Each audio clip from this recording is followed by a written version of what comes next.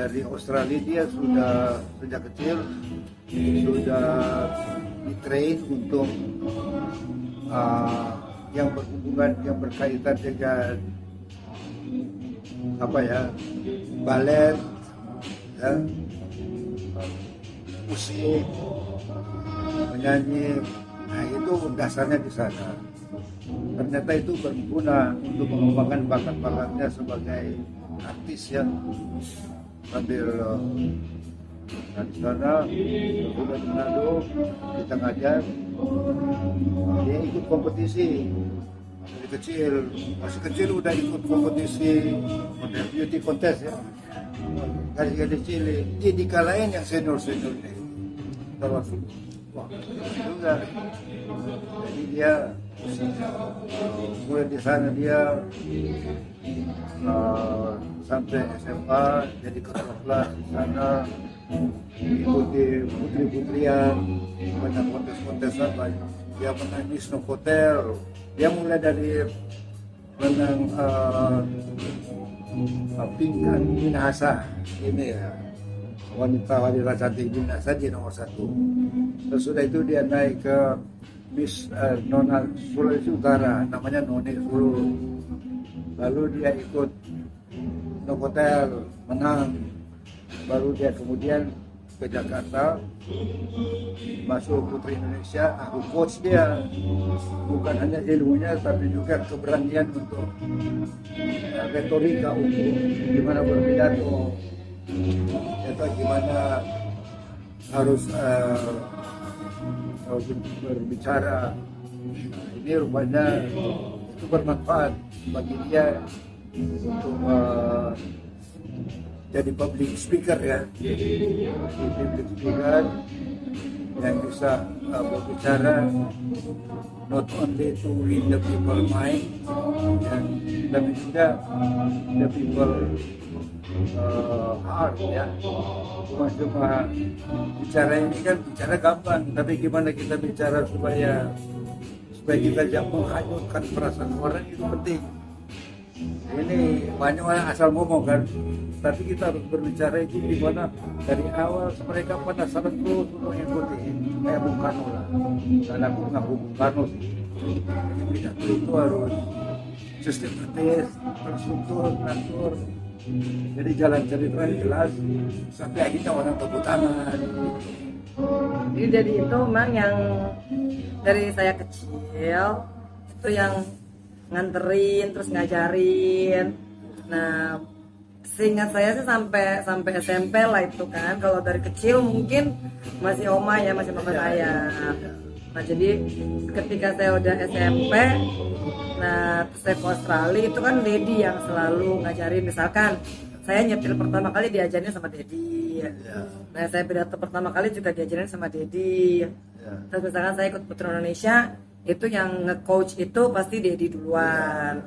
Nah, misalkan aku mau, jadi dari kan kalau ikut putri-putrian di Manado itu kan selalu ada Miss Intelligentsia-nya.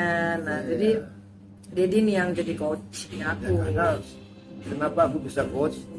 Karena sebelum kawin dengan temannya, aku pacaran dengan putri-putri Sulu. Hadis personality ya,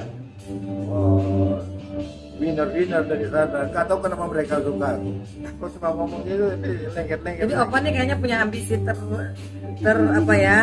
tersembunyi gitu sampai akhirnya anaknya tuh. Jadi aku tuh pertama kali justru nggak begitu suka ikut putri-putrian karena kan awalnya namanya saya besar di Manado, Opa ini kan kita penjual telur, penjual ayam negeri, makanan ayam. Jadi itu dari kecil tuh Oma udah jualan kacang sama kilo-kiloan makanan ayam.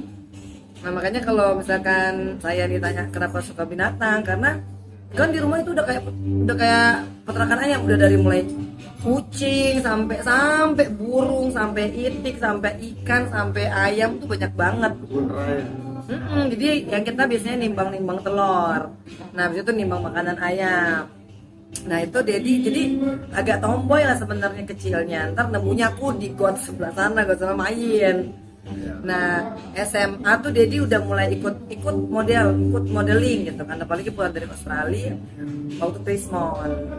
Nah akhirnya nggak mau belajar jalan, belajar apalagi tuh deh pakai baju gitu, pokoknya belajar dandan itu karena Dedi bilang udah kamu ikut itu aja, kamu ikut pemilihan. Jadi dari segala macam putri-putrian tuh diikutin terus.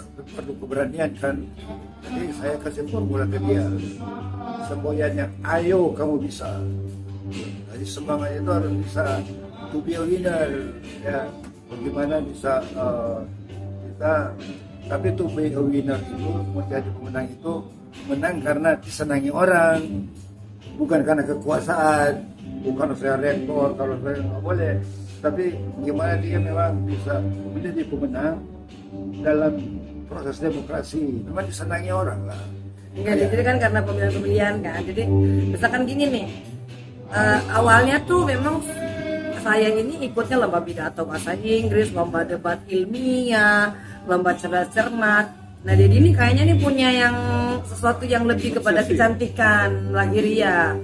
Nah akhirnya mulai tuh kontes-kontes beauty pageant sampai akhirnya di Putri Indonesia, begitulah kira-kira. Jadi kalau mau dibilang ayahku ini sesungguhnya lebih menjadi pendorong bagi aku untuk bahkan bisa sampai ke Putri Indonesia pun itu karena Dedi juga. Tapi untuk Putri Indonesia itu kalau hanya mengandalkan kecantikan, tapi ternyata yang lebih penting kan kecantikan terus, itu brains-nya. Jadi dulu kan B3. Dan percaya nggak percaya nih, saya paling ikut kontes itu selain jadi Miss-nya, saya selalu pasti punya predikat tuh Putri Intelijensia. Jadi kalau dari dulu tuh ya kan ikut nih model-model tuh, dari model inilah itu satu kamar segini nih isinya piala semua tuh, karena selalu dapatnya kalau nggak 2-3, misalkan Putri Cempaka, ntar dapat Putri Cempaka Intelijensia, Putri Cempaka favorit. Jadi sekali ikut tuh dapat 3. Nah sampai tuh pas waktu terakhir ya, kalau dengar nama Angelina Sondakh udah saya nggak mau ikut aja deh, ya kan? Karena ada pasti ntar di ini. Nah itu padahal sebenarnya otaknya ada di belakang saya mah cuma tampil, ya kan? Terus Dedi kan udah coach dulu sebelumnya. Nanti pertanyaannya ini, nanti kalau mungkin lihat pas waktu pemilihan Putri Indonesia tahun 2001, aku juga sebenarnya pas nonton lagi, ya Allah aku jawabnya begini ya. Itu sebenarnya bahasanya Dedi tuh.